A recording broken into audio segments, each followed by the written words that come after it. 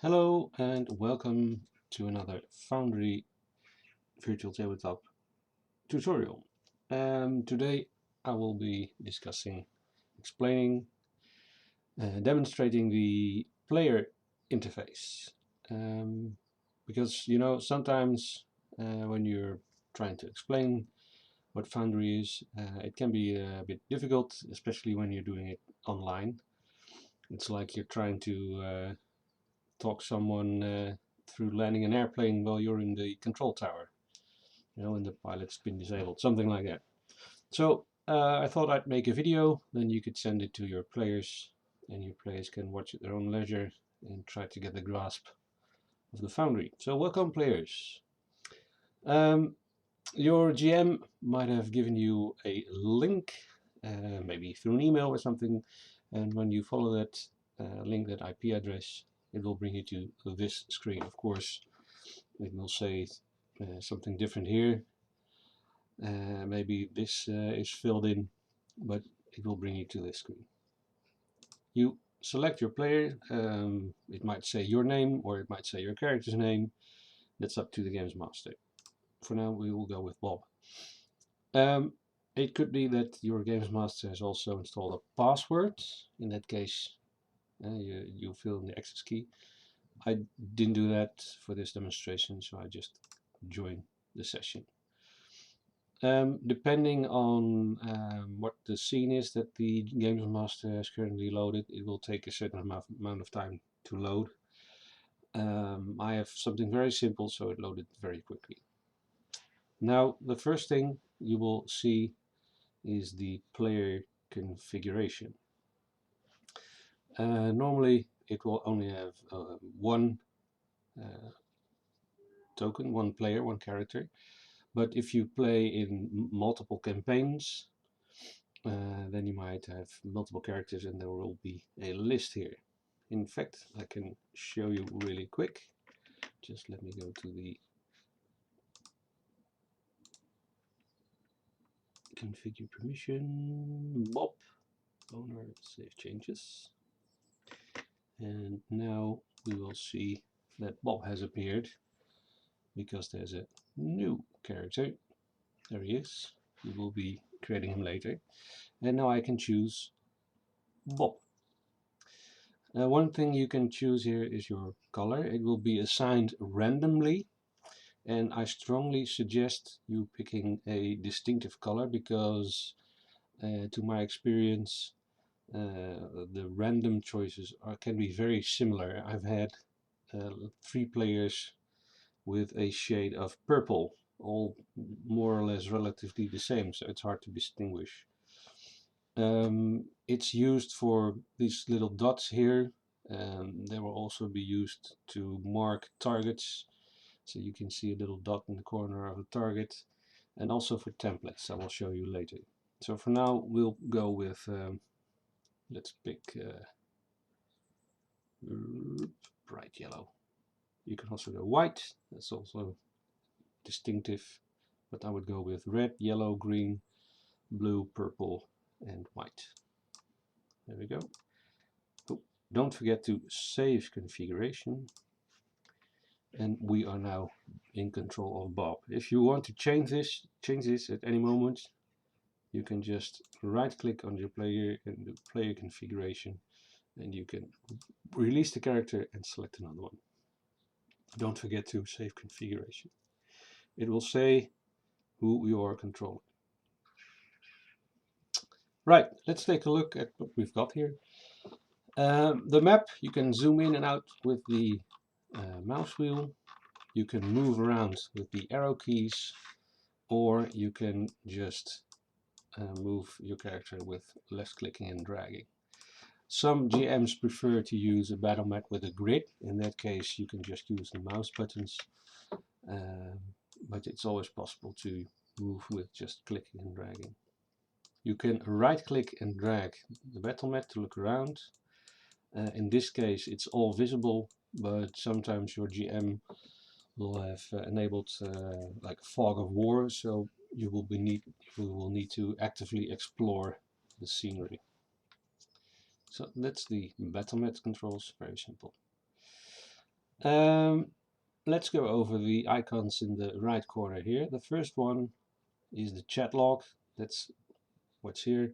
If you roll something like roll 1d100, my spelling is bad. There we go. It will show up there. You can also say hello, and it will give a little bubble above your character, and it will also say it in the chat log.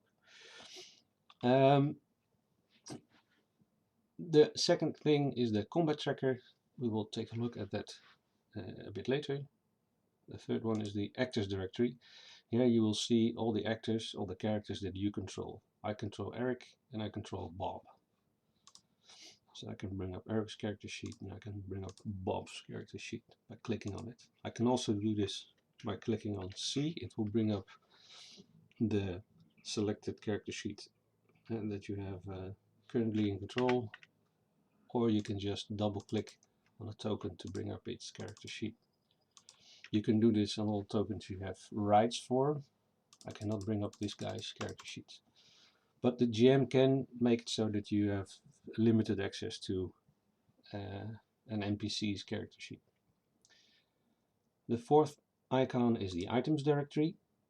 These are icons that items that the DM GM has made for you. Generally speaking, everything you see is what the GM has made available to you. So there might be a lot more entries here. It's just that the GM has made them invisible for you. You can click on it to see the details and effects. The mightiest sword ever. There we go. There's also journal entries. Again, it's only what the GM lets you see. In this case, the GM lets us see the rules, which can be convenient, and they made a tab player notes, which we can edit. The story of our adventure. Once upon a time. Enter. Now you can make any layout you want here. It's your control. There we go. Again, this is only if the GM has made this thing available for you. It could also be that there's nothing here. The next thing is rollable tables. The GM can make custom tables for you, like availability of certain types of weapons, or maybe an event table, something like that. There's also some standard tables in the module, and if you click here, it will bring them up. It will automatically move you to the chat log, and you see there's a couple of tables and even some hidden ones, like how do I know you? Well, we grew up in the same town, the outskirts of the same monster-filled wilderness. Cool. This is the audio. It might be that your GM is playing ambient sounds and music and all kinds of immersion enhancing things, and you can adjust the volume of these things yourself. So maybe you don't want it and other players do, so you can just turn it all the way down, or maybe you want them even louder, you can adjust that. This one is the Compendium. Again, only things that your GM allows you to see are here. There might be a lot more things here. For instance, there's all the careers, very handy. Prayers, all the stuff is there. Last one is the settings. Well, second to last one is the settings. Something, the controls reference, very handy. Just check out what's here. You generally won't need this. And you can also minimize this by clicking the arrow and maximize it again. One cool feature is if you right click it, it will bring it up in a separate window.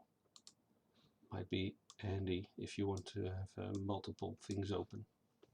I don't know, you could do that. There we go. Over here in the corner are some of the other controls. This is for selecting tokens. Now you might notice that I cannot select this one. That has a red border. It's an enemy token. I can only select friendly tokens, and if I have this selected I can also drag a box and select multiple tokens, but I cannot select this one because it's an enemy. I can only target it. I use this button and then I can target it, just clicking once with the left mouse button to target it. It's also possible to target it without going to the target mode. Just right click twice, double click with the right mouse button and you will target or detarget. There's also a ruler here to measure distances. It's set in the scale of the map. If your GM has done their work. It's also very handy to move with. So if you're using a battle map with actual movement distances, and let's say you want to move around this guy over here, you can click on your character and then hold it and press space. It will move you along the routes. Or if you click and then hold down Control and click, hold down Control and click, hold down Control, just keep holding down Control and then let everything go, press space, it will move you along the path. Still had everything selected. Another thing is this one. It's called the measurement controls. It's a bit of a weirdly named thing because it really doesn't measure anything, because there are templates. Maybe you cast blast over there. Of course it can also be used to measure, to see if something is in range or not. Just click delete if you want to delete them. A cone for maybe something like a breath attack. Just hover over it and delete it. A rectangle. You can shape it any way you want. Hover over it and press delete. And sort of a wall thingy. Now you'll notice that this is the color. The templates are the color of your player. So if the games master would draw templates, they would be pink. So that's also to distinguish between players. And you will notice another tab here, Journal Notes. If I click it, it will reveal an icon on the battle map. It says loot. Sometimes if I double click it, it will bring up some further information. It will be linked to something in the journal. There's loot here, but there's no loot here, so there's no journal note linked. And if you go back to the basic, it will disappear again. Now you can toggle the visibility of these by just clicking the pin, and then you go back, it will remain visible. Usually these things will be used in on maps to show locations and stuff. It's a very fun thing to use for GMs. The last thing you will see, the second to last thing you will see is the name of the scene you're currently in. This one's just called blank because it's a blank scene. And usually there will be only one tab for players, only the active one, and the active one is shown with this bullseye target thingy. It might be that your GM has also provided you with a map of some kind that the GM wants to be available to all players, and then it will be next to here, maybe several, I don't know, but the GM can give you access to scenes independently and then you can move to them yourself. But the current one, the active one, will always be marked with this bullseye thingy. The last thing you'll notice is the macro bar. There's 1 to 0, so 10 spots, and there's 5 of them, so you can move between them, and you can also hide it. So you can also expand and hide this, and you can click on it, say like D8, I don't know, chat, that will mean it's chat commands, roll 1d8. So you can also set this to script, so you can do all kinds of crazy scripts. You can find them in the Foundry website. There's a lot of people that have already made lots of convenient scripts. Save macro, and now when I click this, it will automatically roll a d8. So as a player, I like to have these handy. I have a d6, a d10, and a d100. That's the most things I use. And that covers basically everything. So now let's take a look at Bob. He's pretty barren. He doesn't have a portrait like this guy, and he's named Bob. That's basically what you get when the GM creates a character for you. The name of the token is mandatory. You have to put in something, but you can always change it. And you cannot put in a token yourself, so you have to send it to your GM in advance. And let's say we decided that Bob wants to be a war priest. So I will just go quickly to the GM interface. You will not see it, just give me a moment. And image. And so this will give you a sense of the time it will take for your GM to alter this. There you go. Select file, update token, and go here, go here, go here, custom tokens, careers, war priest. Where's the war priest?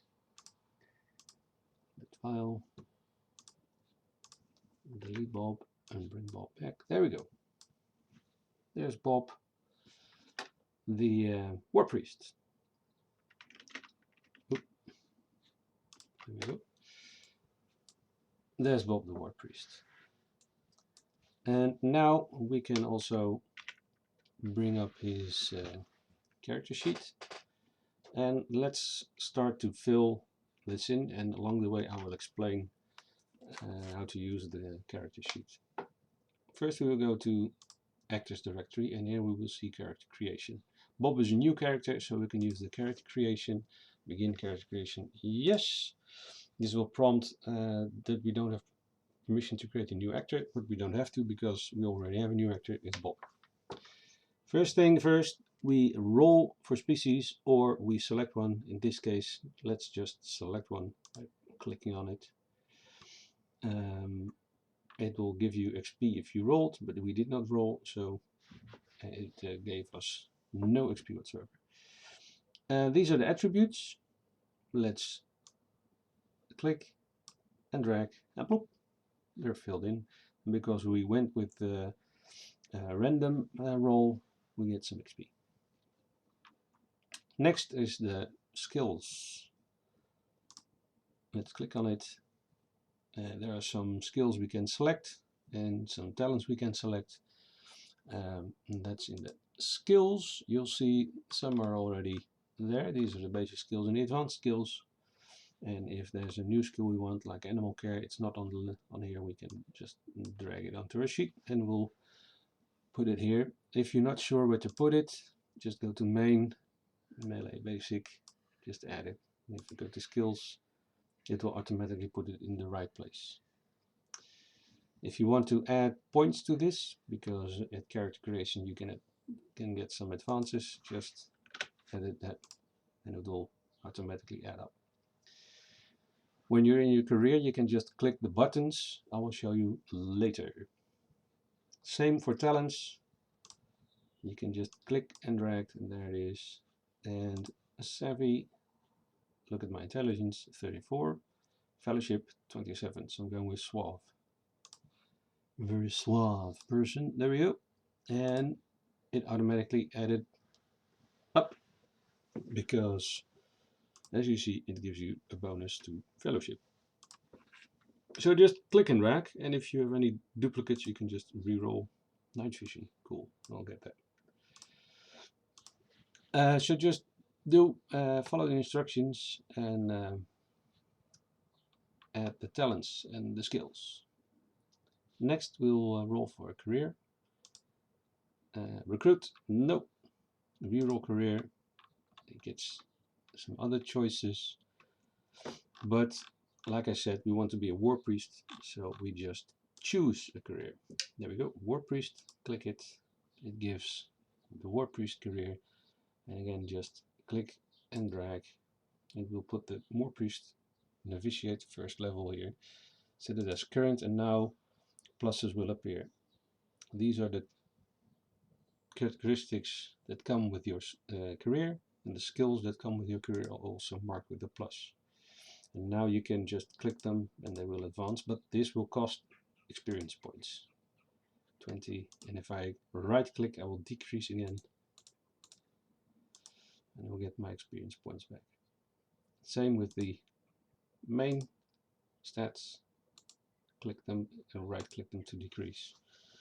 Same with fortune points, you click them to increase and right click to decrease. This you have to edit manually, and wounds you can will also be lowered manually. Can be lowered manually, but in combat they will apply automatically, and if your wounds increase they will also apply automatically, and you can also always rest and use this button to rest and recover wounds.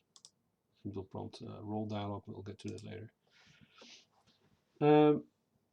Let's see, warrior priest, it has these skills, and you see there are some new ones for me. Now, as long as I don't have any advances in them, they are grayed out. I can't use them, and as soon as I put advances in them, I can use them. Heal and put an advance in it. There we go. Use this button. There we go. Yep. Lord of Theology. Sure. Melee any. Let's edit it to melee pole arm. Sure, why not? Yep, there we go. It's not melee pole arm. And pray. Yes, there we go. Melee any lets you choose one, so that's why I added it. I am a priest, a warrior priest, but still a priest, and therefore he gets some blessings. Where can I find the blessings? Well, go to the Compendium. There are prayers, and let's see. Blessing of your GM will know which ones you can get. So let's say I get blessing of breath. I'm not really sure. Just add it, and it will add a tab, religion. And now we have the blessing of breath, and I can say I'm a priest of war, for instance. If I have sin points, I can add them here. And then destroy undead, sure, give that to a miracle. And I can just click it to pray for a blessing or a miracle. I'll show that later. You might be a spellcaster, same for spells. Like open block, I don't know, just add it to your sheet and it will automatically create a magic tab, and there will be your spells. Just delete it, yep, and the tab is gone. We also have some trappings, clothing, hand weapon, dagger, pouch, trappings. There's nothing here, so we add them, go to trappings. Let's give him a dagger, There we go. Nice dagger. You can add all the trappings yourself, or the GM can do that for you. Equip the dagger, and we can also edit it to give the dagger a name. Like Sting, maybe something a little less tropey. Quick. There we go. And now we have a dagger equipped, and all our belongings will be here. Also the money is here, and this is the same as the Fate and Fortune. You can just click it to increase it and right click it to decrease it. You can also hold down Control and click it to increase it by increments of 10 or decrease it by increments of 10. So he's a rich dude. There's notes here, and here you can also again select the layout, the awesome story of my life. It began long ago, and here you can edit your backstory of it, or just put some notes or whatever you want. This is your blank sheet. You can put in your ambitions, you can put in a motivation.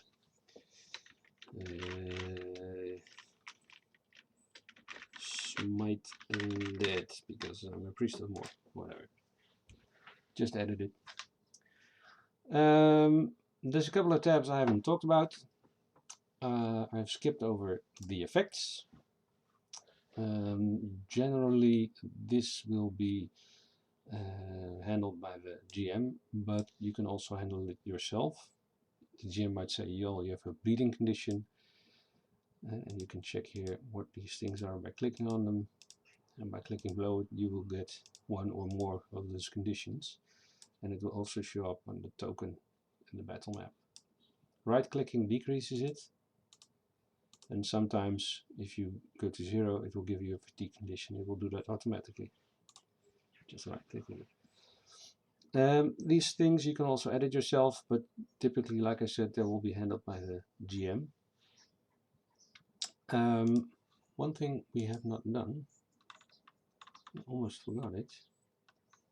Where is it? Details. Safe return move. Sure. Pale blue eyes, dark brown, 22, 5'7". There we go. Just drag it here. Boom. And it has added the name. One thing to note is that the token on the battle map is separate from here, so you will have to ask the GM to edit the name of the token. Otherwise you will keep showing up as the initial name, in this case Bob.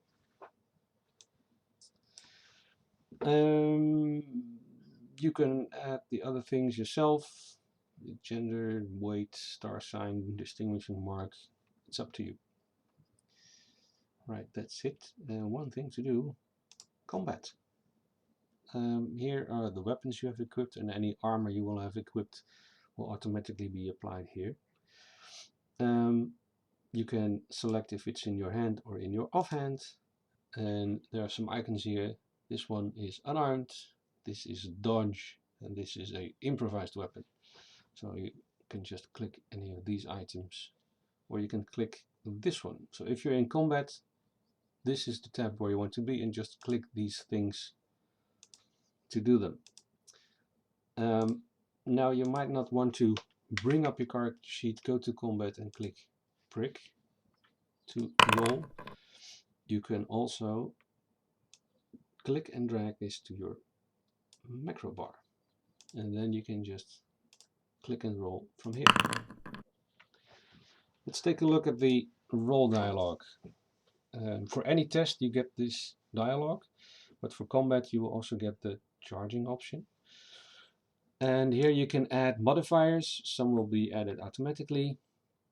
Your GM will say how difficult the test is, and you can select if it's a public roll, if only the GM can see it, or the GM and you, or if only the GM can see it, or if only you can see it. Generally speaking, it will be public. You can also change it over here. And what skill to use.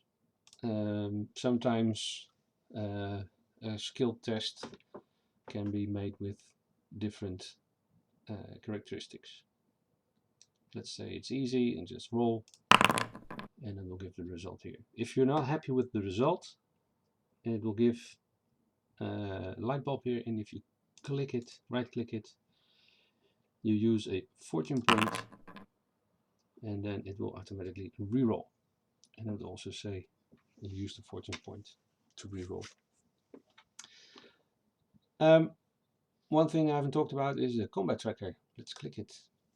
There's a goblin there because reasons. And now let's go to the GM for a bit.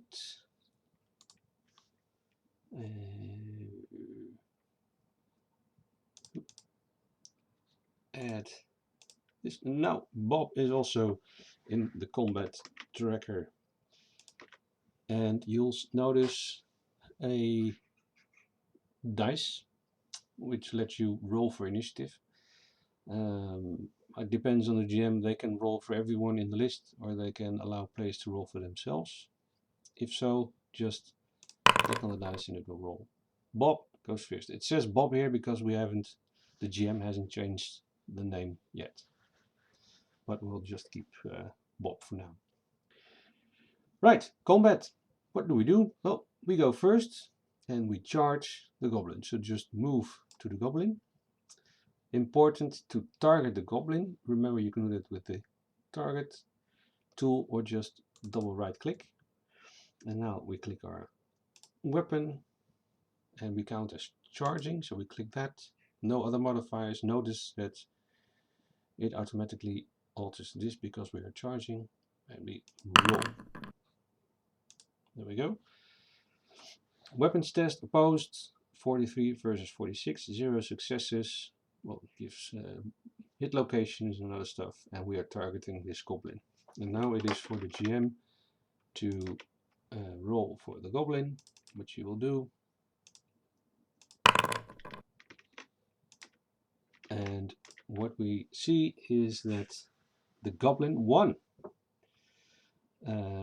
Bob does not like that, so he uses a fortune point to reroll, and now Bob won with 5 success levels. And what the GM can do at that point is apply the damage, and the goblin will have sustained some wounds. Same works in reverse. The goblin attacks you, the goblin targets you, and you don't really have to target the goblin at that point, but you can just click your weapon and you will defend. You can also, of course, choose to defend with an improvised weapon, or you can choose to dodge, or you can choose to defend with an unarmed attack. Sometimes the GM will say, well, you can, I don't know, use charm animal because you're charged by a wild boar, and you can charm animal to avoid the attack. Again, you can alter the difficulty of the test here, and you can roll.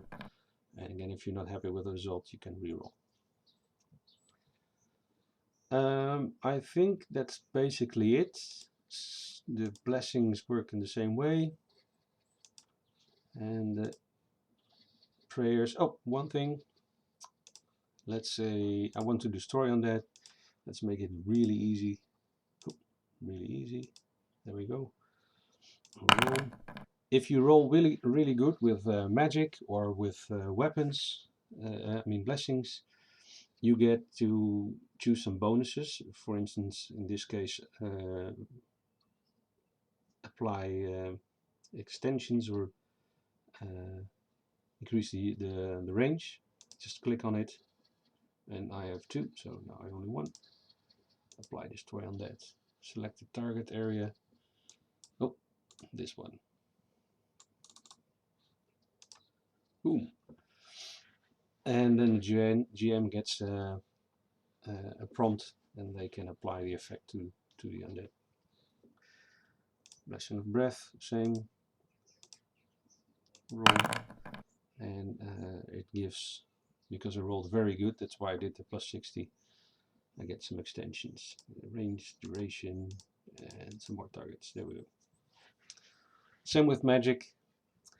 I think that's it. So if you have any questions, post them in the chat. Don't forget to like and subscribe, and I'll catch you next time. Bye bye.